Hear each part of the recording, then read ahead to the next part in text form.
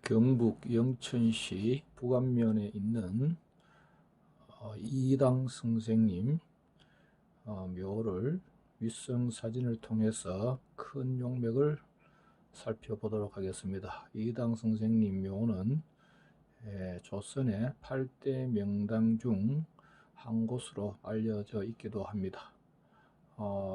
이당 선생님 묘의 큰 용맥은 태백산에서 분맥한 낙동정맥이 남쪽으로 행령을 거듭거듭 하다가 바로 지금 보시는 이 지금 빨갛게 연결되어 있는 이 라인을 타고 이렇게 용맥이 낙동정맥이 남쪽으로 연결됩니다.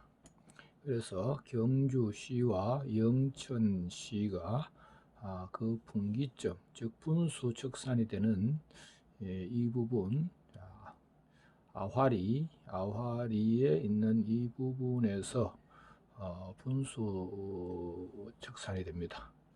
문이 나누어진 분수처가 되고 이쪽에서 화면상 오른쪽으로는 아화, 건천, 영천에서 형산강 쪽으로 물이 흐르게 되고, 또 이곳에서 왼쪽으로 연결된 이곳은 부안, 인포, 영천에서 금호강 쪽으로 물이 흐르게 되겠습니다. 그래서 이것이 낙동정맥에 물이 나누어지는 분수처가 되겠습니다. 여기서 크게 낮게 분수처를 형성하고 다시 낙동정맥은 남쪽으로 이렇게 행령해 올라가고 있습니다. 이렇게 올라가서 가장 높은 곳이 바로 사룡산이 되겠습니다. 이 사룡산에서 또 크게 한번 기봉을 해서 높은 산체 형체를 만들고,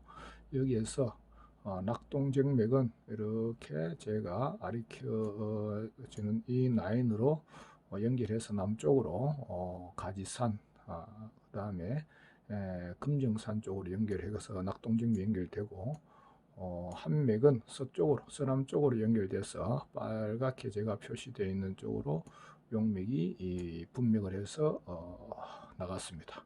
여기에서 분맥에서 나가서 다시 이 구룡산 쪽에 있는 자락, 구룡산 있는 쪽 자락에서 방향을 북쪽으로 이렇게 틀어서 용맥을 올라가게 됩니다.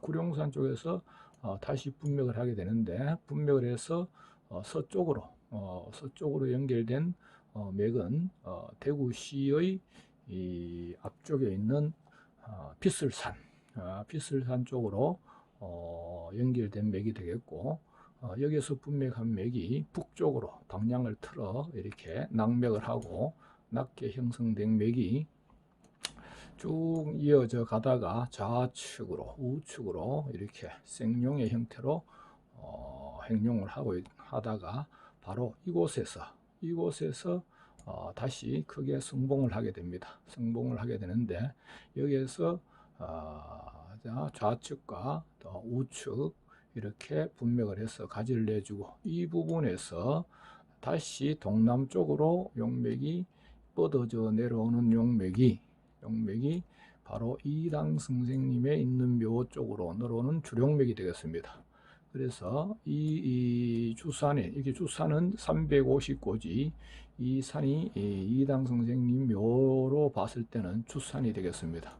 그리고 이당 선생님 묘가 있는 바로 뒤쪽, 요 뒤쪽에 형성되어 있는 이 부분이 주봉이 되겠습니다. 주봉이 되겠고, 여기에서 좌측으로 이렇게 감싸고 있는 맥이 하나 감싸고 있으면서 총령 역할을 하고, 여기서 내려오면서 우측으로 감싸고 있는 것이 백호 역할을 합니다. 또 그 바깥쪽에 주룡에서 오다가 다시 바깥쪽으로 분맥에서 뻗어 나가는 것이 외백호가 되었고요.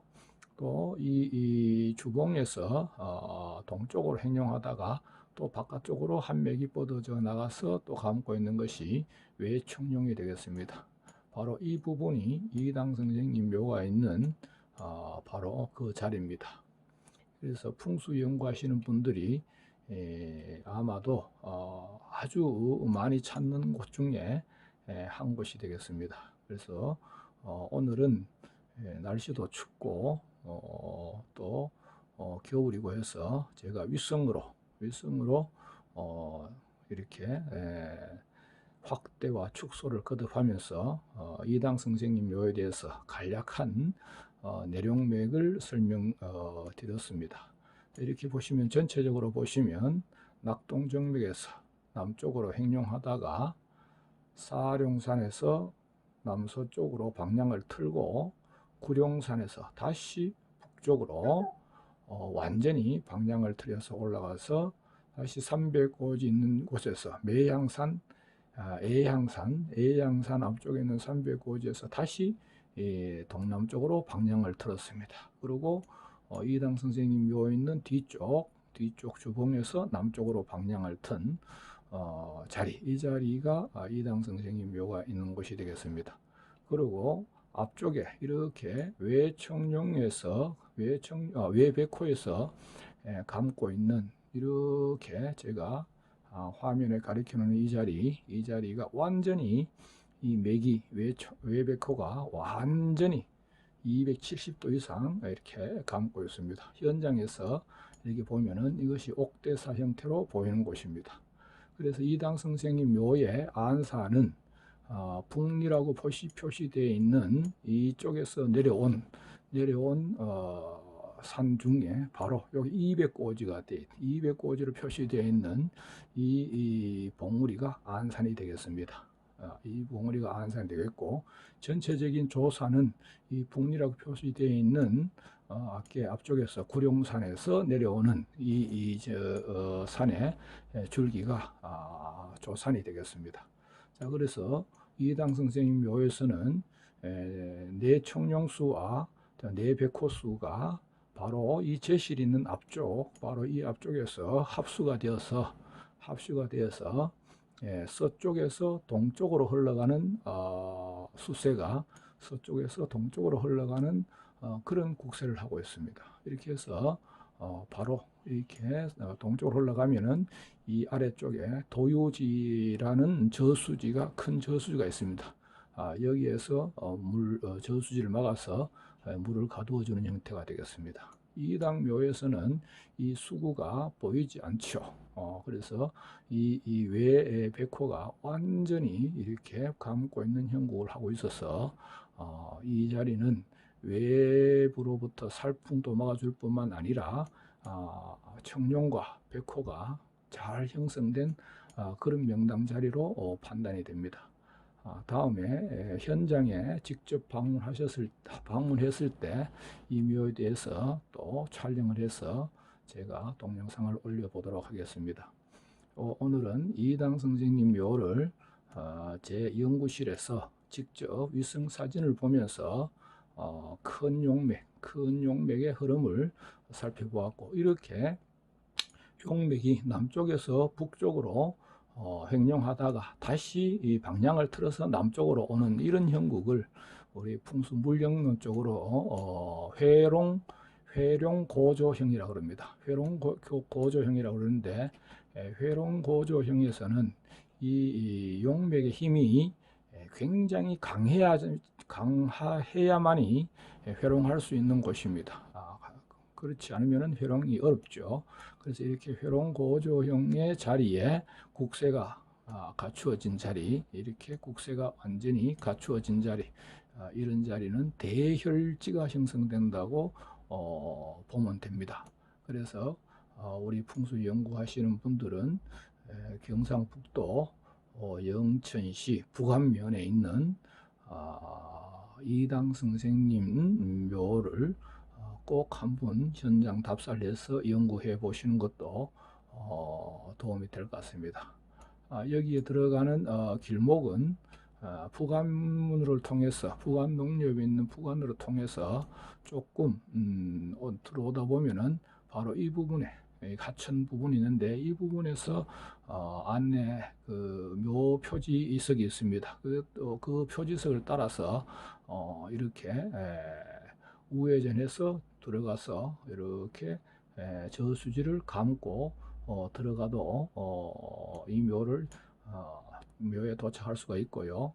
그렇지 않으면 그대로 직진하셔서 921번 도로에서 조금 직진하면은 이렇게 작은 사거리가 나옵니다. 당리 삼거리네요. 당리 삼거리에서 우회전을 하셔서 이렇게 909번 도로를 따라가다가 이렇게 마을을 지나서 조금 더 조금 더 올라가게 되면은 바로 이 부분입니다. 이 부분에도 묘지에 들어가는 입구 표석이 있습니다. 이 부분에서 다시 우회전해서 들어가면 이렇게 소길을 따라서 넘어가는 길이 있습니다. 소길을 따라서 넘어가게 되면 이당 선생님 묘를 이렇게 고개 작게 말씀드린 옥대사로 형성되어 있는 이 사격의 능선을 살짝 넘어가면 바로 이당 선생님이 있는 묘 아래 제11 주차장에 도착하게 됩니다. 주차장에 도착하게 되면 바로 여기 주차를 하고 이 묘에 오를 수가 있습니다. 또 이당 선생님 묘에도 아주 유명한 이야기가 있죠. 이당 선생님의 아들인 이집과 이 묘자리를 준 영천 최씨 최원도라 하는 사람이 있습니다. 최원도와 이집은 성균관 유생 시절에 동문수학한 아주 절친한 친구였습니다. 그래서 그때 당시에 고려 말에 신돈이라는 요승이 정치판을 우지좌지고 하고 있는 그 시기에 신돈의 그 정치 횡령을 볼 수가 없어서 이 이집 선생과 그 다음에 최원도 선생께서는 굉장히 반대를 했죠. 그래서 최원도 선생님께서는 낙향을 해서 고향인 바로 이곳에서 낙향을 해서 후학을 가르치고 있었고 그러자 신돈에 의해서 체포령이 내려집니다. 체포령이 내려지는데 그때 당시 이당 선생은 고령의 노부였었고 이집의 선생께서 아버님인 이당 선생을 업고 여기까지 피신을 오게 됩니다. 낮에는 숨고 밤에는 이동을 하고 해서 여기까지 숨게 되는데 결국 최원도 집에 도달을 해서 하인을 불러서 최원도 자기가 성균관 시절에 중마고우로 지냈던 최원도에게 내가 왔노라고 알려달라고 이야기를 합니다. 그렇지만 그때 당시 최원도의 환갑 잔치가 있던 날이었답니다. 그래서 영천을 관장하는 여러 관로들이 와서 잔치를 벌이고 있는 시간이라서 최원도는 하인을 보고 나는 그런 사람을 모으니 당장 내치라 이렇게 했답니다. 그래서 하인인 이집을 보고 그 노부를 얻고 왔는 이집을 보고 우리 나리께서는 선비를 모르니까 당장 나가라고 이렇게 내칩니다. 그래서 이집은 최원도가 그럴 사람이 아닌데 나를 내칠 때는 무슨 연유가 있을 것이다 이렇게 생각을 하게 됩니다. 그래서 그 전해져 오는 이야기로는 이집 선생께서 노부이신 이당 선생을 모시고 바로 이 뒤산 언저리에 숨어 있었다고 합니다. 했답니다.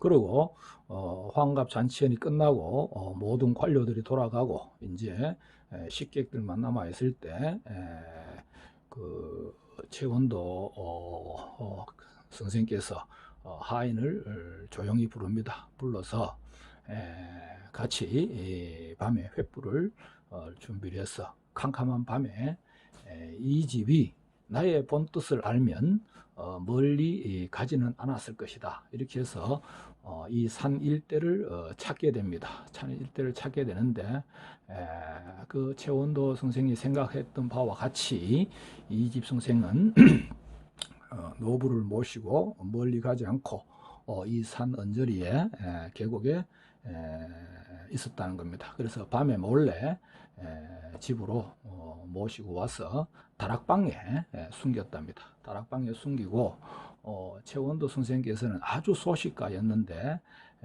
그날부로 안방, 쉽게 말하자면은 안방 마님이죠. 마님을 불러서 이야기를 합니다. 이러한 연유로 인해서 이 사랑방에 손님이 와 있으니 내일 아침부터는 식사, 즉 밥하고 반찬하고 많이 좀 담아 달라고 그렇게 이야기를 합니다.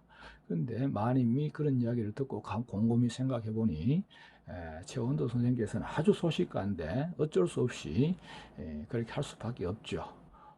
그래서 몸종인 제비 연하락하는 연하라고 알려져 있습니다. 연하에게 사랑방에 조석으로 아침, 점심, 저녁으로 밥과 반찬을 많이 이렇게 담아서 들여보내도록 합니다. 그래서 이 연하가 몸종인 연하가 그런데 밥을 소식가인 나리의 밥을 그렇게 많이 담아서 보냈는데 불구하고 반찬이고 밥이고 끼 때마다 완전히 싹싹 비어서 빈 그릇을 내놓는단 말이죠.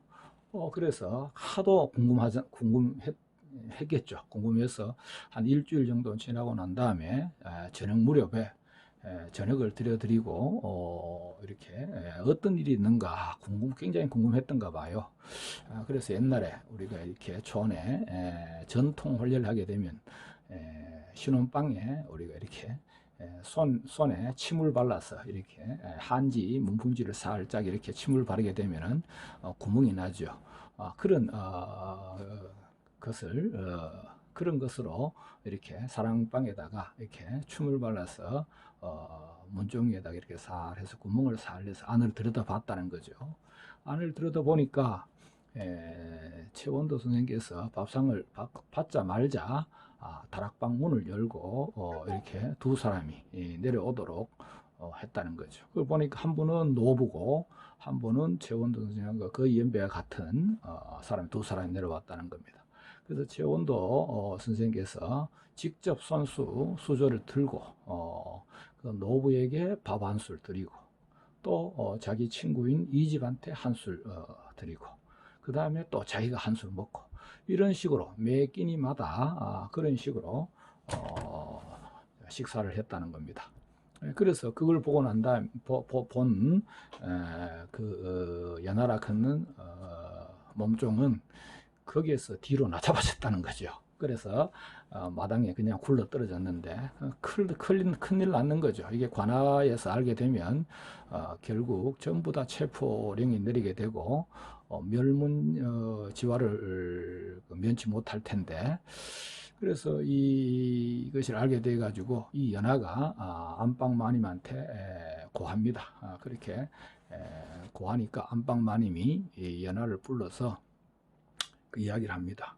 이 일은 내가 알고 그 다음에 바깥에 최원도 그러니까 남편이죠. 최원도라 하는 바깥 그 최원도가 알고 그러니까 남편이 알고 그 다음에 네가 아는데 제비 네가 아는데 이 말이 바깥에 새어 나가면 우리 집뿐만 아니고 사랑채에 숨어 있는 중마 고인 이당 선생과 이집 선생 그 집안 또 멸문지화를 면치 못할 것이다 이렇게 이야기를 합니다.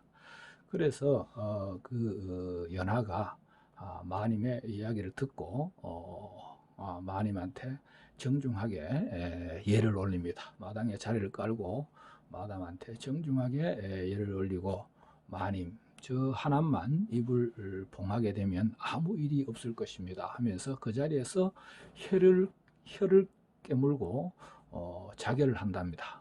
그래서 그런 일이 있고 난 다음에 이제 어느 정도 시간이 흘렀죠. 흐르고 난 다음에 한 서너 달이 지났는가요? 그 신돈의 정행도 끝이 나고 체포령도 풀리고 이렇게 됐답니다. 그 시기에 마침 이당 선생께서 노부인데다가 병환으로 돌아가시게 됩니다. 그래서 여기에서 영천서 저 경기도 광주까지 그 시신을 운구할 수가 없지 않겠습니까? 그래서 이집 선생이 중마고인 최원도에게 부탁을 합니다. 참 이렇게 제 아버지가 여기서 이렇게 참 돌아가시게 된 것도 참 너무너무 슬프고, 그런데 여기에서 뭐 수백 리 떨어져 있는 고향까지 운구하기가 어려운데 친구야 어떻게 하면 좋겠느냐 이러니까 최원도는 잠시 고민하다가 자기가 들어갈 자리를 소중했던 자리, 그 자리를 이당 선생님을 모실 수 있도록 그 자리를 내줍니다. 그 자리를 내준 곳이 바로 지금 이당 선생님이 모셔져 있는 이 자리였다고 합니다. 이 자리였다고 하고, 또 이 뒤쪽에 있는 묘가 있는데 요거는 혈맥에서 조금 벗어나 있죠. 벗어나 있는데 요거는 제가 정확하게 뭐 알려진 정보는 아닙니다만 요게는 여자묘입니다. 여자묘인데 정맥에서는 벗어나 있습니다. 그래서 정확한 정보가 아니기 때문에 제가 이 묘에 대해서는 정확하게 누구 묘라고 말씀드리기는 좀 곤란한데, 여기에 제가 현장에 갔을 때 남자 묘가 아니고 여자 묘고 최씨묘인 줄 알고 있습니다. 앞에 철비가 씌워져 있는데 최씨묘라고는 알고 있고, 그 묘가 최원도의 모친묘인지 아니면 최원도하고 관련된 종속의 묘인지는 제가 정확한 정보가 아니기 때문에 온라인상에 제가 말씀드리는 좀 곤란하고요. 제가 나중에 정확한 정보를 알게 되면은 그때 올리도록 하겠습니다. 이 자리를 이제 이집 선생은 자리를 얻었죠. 그래서 자기 아버님인 이당 선생님을 이 자리에 모셨답니다. 이 자리에 모시고 이제 무사히 장례를 마쳤죠. 그 이후로 광주 이시, 즉 이당 선생님 후손, 즉 이집 선생의 후손은 아주 번창을 했답니다. 벼슬뿐만 아니고 조선의 8대 음택 8대 명당으로 알려질 만큼 유명한 자리인 것은 틀림없는 것 같습니다. 그래서 조선의 벼슬을 수백 명을 과거에 급제하고 대제약도 여러 명이 많은 대제약을 배출하고 이래서 광주의 문중은 굉장히 번창을 했답니다. 그런 반면에 영천 이시 최원도 문중에는 그렇게 번창하지를 못했다는 거죠. 그래서 그 후로 최원도는 고향을 지키지 못하고 문중에서 그런 멸시를 당하고 또 욕을 많이 얻어먹고 그 명당을 내줬다고 그렇게 괄시를 받게 됩니다. 그래서 최원도는 고향에 있지 못하고 그 길로 고향을 떠나서 객지로 이렇게 떠돌아다녔다고 합니다. 그 후로 최원도에 대한 이야기는 극히 전해지고 있지 않습니다. 근데 제가 옛날에 현장에 이렇게 가서 또 들은 이야기, 또 문중에서 들은 이야기면은 이 인근에, 묘지 인근에 이 광주 이시 문중에서 최원도 묘를 만들어 써줬다는 이야기가 있습니다. 써줬다는 이야기 있는데 그거는 정확한 확실한 정보가 아니기 때문에 제가 명확하게 말씀을 드리지는 못하고, 그때 당시에 자결을 한 연하의 묘가 있거든. 그 연하가 자결함으로 인해서 이 양문중이 멸문지화가 당할 뻔했던 양문중이 이제 위험에서 벗어났죠. 위험에서 벗어나서 이 광주 이시의 후손들이 결국 그 연하의 묘를 조성합니다. 그 연하의 묘가 바로 여기 가면은 이 자리가 이제 그 비석이 이당 선생님에 관한 비석이 세워져 있고요. 비석이 세워져 있고 비석 세워져 있는 바로 옆쪽에 가면 지금 이 숲이 가려서 잘 보이지 않는데 숲이 가려서 잘 보이지 않는데 바로 요쪽에 그 가시면 한번 들려보시면 그 연화묘라고 이렇게 묘가 만들어져 있습니다. 그래서 매번 이당 선생의 시제를 지낼 때 연화묘에도 같은 예를 올린다고 합니다. 그래서 오늘은 제가 두서없지만 이당 선생님의 묘가 있는 부감면 명주리 부감면 명주리에 있는 이당 선생님 묘에 대해서 간략하게 설명을 드렸습니다. 다음에 날씨가 풀리면 현장을 한번 방문해서 또 현장 사진을 직접 촬영해서 입체감 있는 사진을 촬영해서 한번 올리도록 하겠습니다. 예, 시청해 주셔서 감사합니다.